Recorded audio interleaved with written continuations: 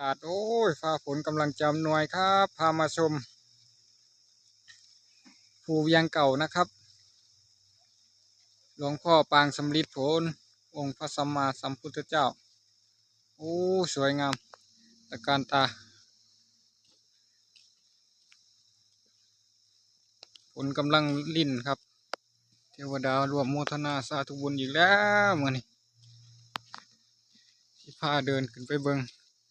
ไปชมด้านบนโอ้ยบรรยากาศ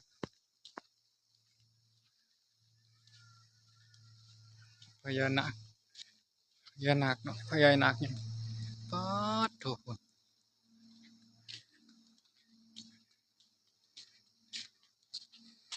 พายางขึ้นไปแล้วบ่ายโอ้ยไม่ใช่พญานาคสิงอยู่ถึงจะลงพิยับแล้วโอ้ยบรรยากาศครับพอสมเด็จพรหมดพ่อแม่ครูบาอาจารย์รถอยากจับมาเลยสถานที่ภายนอก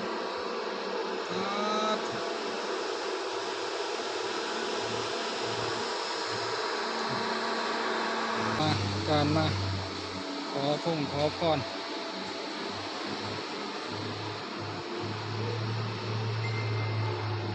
ญาติโยมอุบาสกอุบาสิกา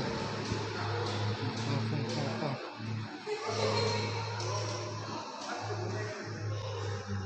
ภายในบริวารด้านหน้าบรรยากาศสวยงาม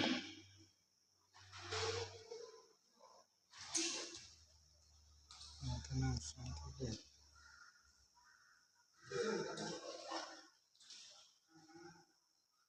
บริเวณชั้นสองครับวัดถ้ำผาเกอโอ้บรรยากาศครับสวยงามชั้นสองป้ายบรรยากาศชั้นสามหลวงพ่อมหาจักรพรรดิซึ่งมีพระบรมธาตุเจดีย์อยู่ด้วยครับบริเวณรอบมาดูครับโอ้ยใครเห็นโชคดีเด้อเจอแต่สิ่งดีๆบุญนุ่นนำตามห้อยพระสัมมาสัมพุทธเจ้าโอ้สวยความเป็นสิริมงคลรวยๆเฮงเด้อบริเวณรอบโอ้ยว่ามันมาอยู่ในน่านป่าครับ